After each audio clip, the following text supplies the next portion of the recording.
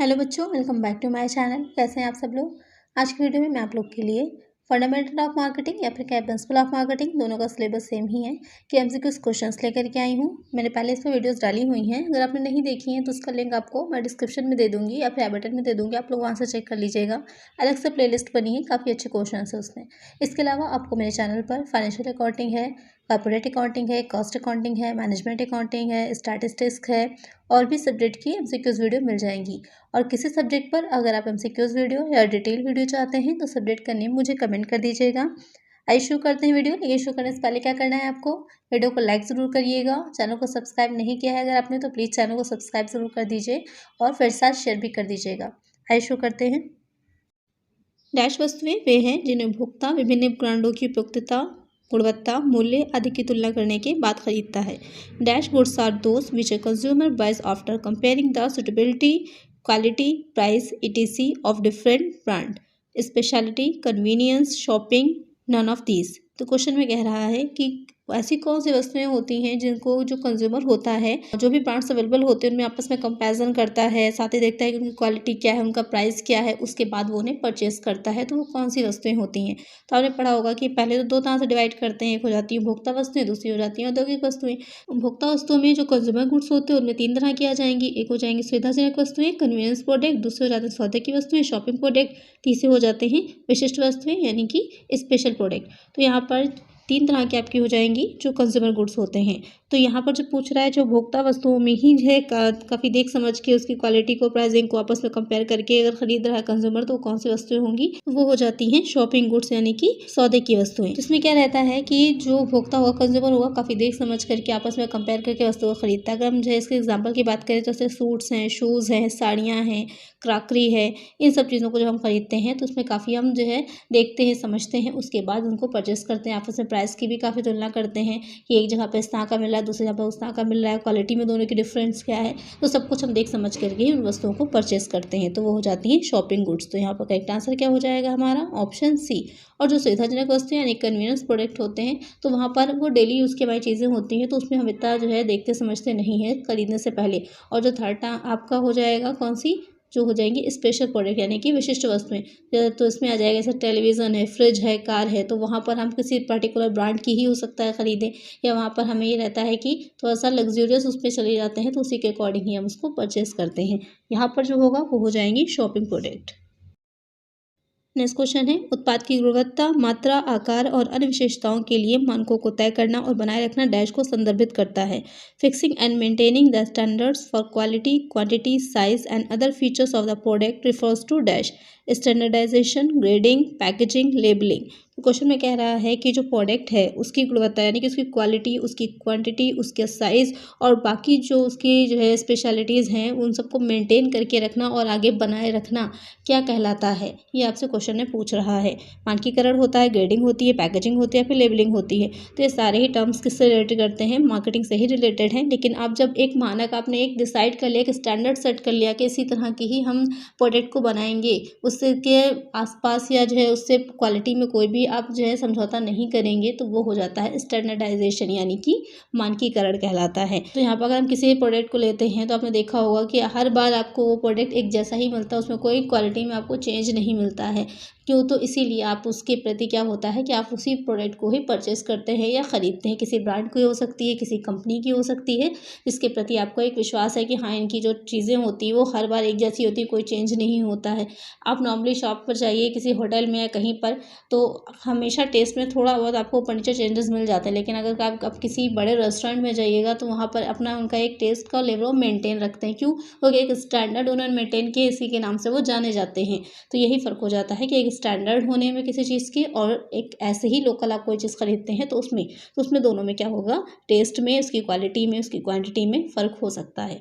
यहाँ पर correct answer होगा ऑप्शन ए। नेक्स्ट क्वेश्चन है, वस्तु लेबलिंग में निम्नलिखित में से कौन सा अनिवार्य है, which of the following is a must in product labelling. Name, standard specification, place of origin, all of the above.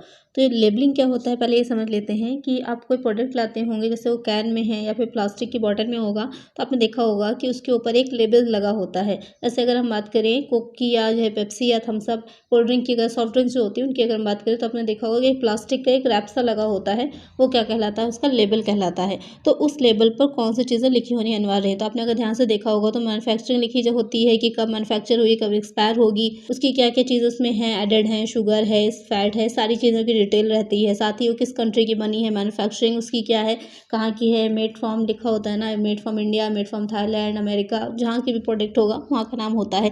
ये सारी चीज़ें मेंशन रहती हैं, तो वो हो जाता है आपका लेबल। तो उसमें ये पूछा है कि कौन सी चीज़ें अनिवार्य हैं, तो नाम भी होता है, मानक विशिष्टता स्टैंडर्ड स्पेसिफिकेशन भी होगा, प्लेस ऑफ ऑरिजिन भी होगा। तो ये तीनों ही चीज़ें होती हैं। तो करेक्ट आंसर होगा option D, all of the above. India के बाहर कुछ ऐसी भी कंट्रीज़ है जहाँ पर जो है उर्दू में लिखा होना या फिर वहाँ की जो लोकल लैंग्वेज है उसमें लिखा होना या इंग्लिश में लिखा होना मस्ट होता है। वो सारी चीज़ें होती हैं। ये अलग अलग कंट्रीज़ के अलग अलग हैं कि लेवल पर अलग अलग चीज़ें होनी चाहिए, उनके अपने अलग अलग रूल्स और रेगुलेशंस हैं। तो यहाँ पर करेक्ट आंसर है ऑप्शन डी। और जब आप इंटरनेशनल मार्केटिंग में जा रहे होते हैं तो वहाँ पर आपको उनके जो भी रूल्स और रेगुलेशन होंगे उनको फॉलो करना पड़ता है, अगर आपको वहाँ पर अपना बिजनेस करना है। नेक्स्ट क्वेश्चन है, निम्नलिखित में से किस संवर्धन उपकरण की पहुंच दूर तक होती है। Which one of the following promotion tools has mass reach. Advertising, personal selling, sales promotion, public relations. तो ये चारों ही क्या दे रखे हैं, जो प्रमोशन होता है उसके टूल दे रखे हैं। प्रमोशन संवर्धन क्या होगा कि अपनी जो भी वस्तु है उसके बारे में ज़्यादा से ज़्यादा लोगों तक पहुंचना, ज़्यादा से ज़्यादा लोगों तक को इन्फॉर्मेशन को पहुंचाना, बताना है कि हाँ इस तरह की प्रोडक्ट हम मार्केट में अवेलेबल है, आप लोग परचेस करिए, इससे आपको क्या क्या फ़ायदे होते हैं, क्या क्या इसके आपके लिए बेनिफिशियल किस तरह से होगा, ये सारी चीज़ें हैं। तो कौन सी जो है ऐसा उपकरण है जो ज़्यादा दूर तक रीच जिसकी होगी, जो ज़्यादा दूर तक पहुंच सकता है।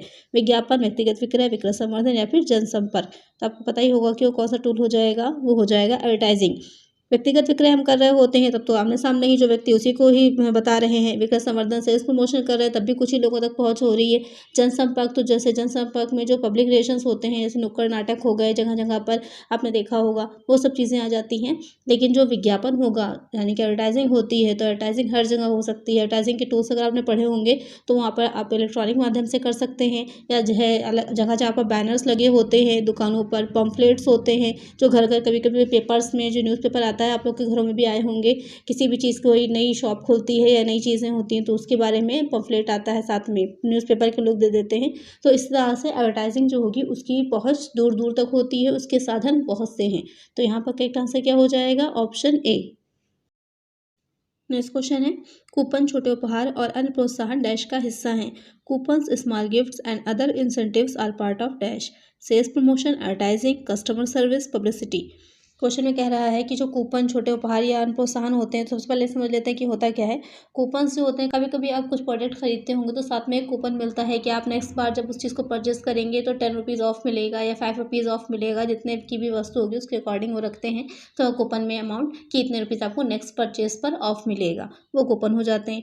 स्मॉल गिफ्ट्स क्या हो जाते हैं, स्मॉल गिफ्ट्स में रहता है कि छोटे छोटे से जो है खिलौने, जैसे कि बच्चों का किंडर जॉय जो बच्चे जो है बहुत आजकल खाते हैं, चॉकलेट होती है, तो उसमें क्या रहेगा, एक साइड में चॉकलेट होती है, एक साइड में छोटे छोटे से गिफ्ट्स होते हैं, कुछ टॉय निकलता है। उसी तरह क्रैक्स आते हैं, जो रिंग्स होते हैं उसमें भी टॉयज निकलते हैं। या आप लोग और मुझे कमेंट करिएगा कि और कौन से ऐसे प्रोडक्ट हैं जिसमें जो है कोई इस तरह के स्मॉल छोटे छोटे गिफ्ट मिलते हैं साथ में ही पैकिंग में। तो ये हो जाता है आप लोग का स्मॉल गिफ्ट से। और इसी तरह के इंसेंटिव से सारी चीज़ें हैं, तो ये किस चीज़ का एक हिस्सा होते हैं, तो ये हिस्सा हो जाएंगे सेल्स प्रमोशन का, विक्रय संवर्धन का। आपने देखा होगा छोटे बच्चे ना ज़्यादातर इन्हीं की ही लालच में ही इन वस्तुओं को खरीदते हैं, इन प्रोडक्ट्स को खरीदते हैं मार्केट से। अगर जो है वो जाएंगे तो उन्हें कुछ और नहीं लेना है, भले ही वो उस चीज़ को खाएं ना, लेकिन उस खिलौने, उस टॉय के लिए उस चीज़ को खरीदते हैं। इसी तरह हम लोग भी हैं, बहुत से ऐसी चीज़ें होती हैं जो हम लोग को पसंद होंगी, उसकी पैकेजिंग अच्छी लग गई या कुछ अच्छा लग गया, उसी लिए हम उस वस्तु को परचेस कर लेते हैं। तो वो हो जाता है सेल्स प्रमोशन। तो करेक्ट आंसर हो जाएगा हमारा ऑप्शन ए। नेक्स्ट क्वेश्चन है, निम्नलिखित में से कौन सी गतिविधि व्यक्तिगत विक्रय का हिस्सा नहीं है। Which of the following activities is not part of personal selling. Making sales calls, closing the sale, generating leads, managing profit. Question में कह रहा है कि जो व्यक्तिगत विक्रय किया जाता है, पर्सनल सेलिंग होती है, यानी कि जो सामने आपके व्यक्ति है उसको आप आकर्षित कर रहे हैं, अपनी वस्तुओं को उसको बेच रहे हैं, कैसे उसको एक संभावित ग्राहक से आप वास्तविक ग्राहक बनाते हैं, यानी कि प्रॉबिलिटी है कि वो आपकी वस्तु को खरीदे, और आप कैसे उसे कन्वर्ट कर देते हैं एक्चुअल अपने कस्टमर में, तो उसमें वो हो जाता है आप लोग का पर्सनल सेलिंग। तो उसका क्या हिस्सा नहीं होगा, तो यहाँ पर बिक्री कॉल करना यानी कि उसको आकर्षित करना कि उस वस्तुओं को खरीदे और उसके साथ डील को डन करना, यानी कि जो वस्तु आपको दिखा रहे हैं उसे उसके बारे में बता रहे हैं कि वो उस चीज़ को एक्चुअल में परचेज़ कर ले और आपसे कहे कि हाँ ये वस्तु हमें ख़रीदनी है या प्रोडक्ट हमें परचेज़ करना है, तो ये भी आ जाएगा। और साथ ही लीड बनाना, तो ये तीनों ही चीज़ें आ जाएंगी। लेकिन लाभ का प्रबंध करना जो है विक्रय का काम नहीं। विक्रय का काम सिर्फ इतना है कि कैसे कस्टमर को उस वस्तु लेने के लिए मोटिवेट करे और वो वस्तु को परचेस कर ले कस्टमर, इतना रहेगा उसका जो पर्सनल सेलिंग होती है मोटिव। यहाँ पर उसका लाभ का प्रबंध करना उसका मोटिव नहीं है। तो करेक्ट आंसर यहाँ पर क्या होगा? Option D. नेक्स्ट क्वेश्चन है, ब्रांड डैश आवश्यकताओं की पहचान करने में महत्वपूर्ण भूमिका निभाता है। Brand plays a key role in identifying the dash needs, marketing, advertising, brand retailing. तो ब्रांड जो होगा किसकी आवश्यकताओं की पहचान करने में हेल्पफुल रहता है?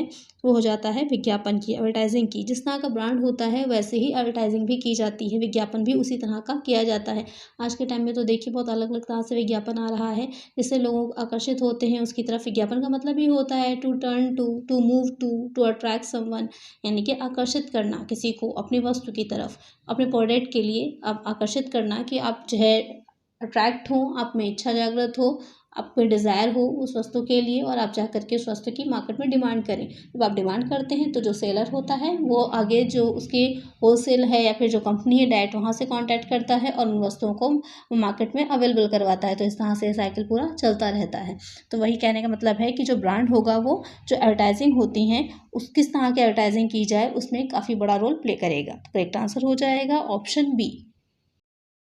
नेक्स्ट क्वेश्चन है, परोक्ष डैश विक्रय समाप्ति का एक ढंग है। Employed dash is a method of closing sale, instructions, consent, sales, none of these. Question में कह रहा है कि जब परोक्ष रूप से क्या चीज़ दी जाती है कि जिससे कि माना जाता है कि हाँ विक्रय का कार्य समाप्त हो गया है। निर्देश, सहमति, विक्रय। तो यहाँ पर परोक्ष रूप से जब सहमति दी जाती है, कंसेंट दिया जाता है कि हाँ हम ये चीज़ ले लेंगे या हमको ये चीज़ पसंद है, तो वो हो जाएगा। तो वो उसमें माना जाता है कि हाँ जो विक्रय है वो पूरा हो गया है। तो यहाँ पर करेक्ट आंसर क्या हो जाएगा? Option B.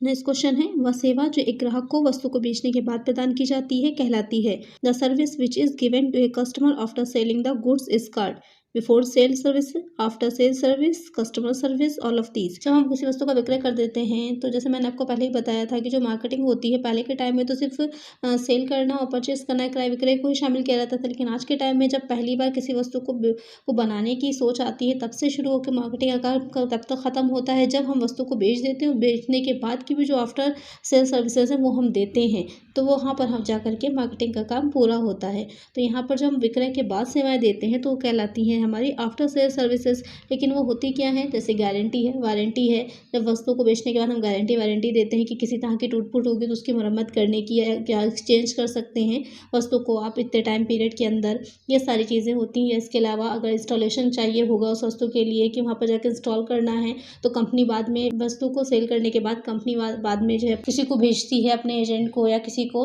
या इंजीनियर को, जो आकर के उस चीज़ को आपके घर में इंस्टॉल करता है या डेमो देता है कि कैसे उस चीज़ को आपको यूज़ करना है। तो वो सब क्या कहलाती हैं? आफ्टर सेल सर्विसेज कहलाती हैं। तो यहाँ पर करेक्ट आंसर क्या हो जाएगा? Option B, after sale services. Next question है, वारंटी या गारंटी एक प्रकार का डैश है। वारंटी और guarantee is a kind of dash, belief, law, both A and B, none of these. तो जो वारंटी या गारंटी दी जाती है जैसे कि मैंने भी बताया कि आफ्टर सेल सर्विस है, तो वारंटी जो होती है उसमें सिर्फ जो टूट फूट होती है या जो मेंटेनेंस की ज़रूरत होती है तो वहाँ सिर्फ उसके लिए दी जाती है।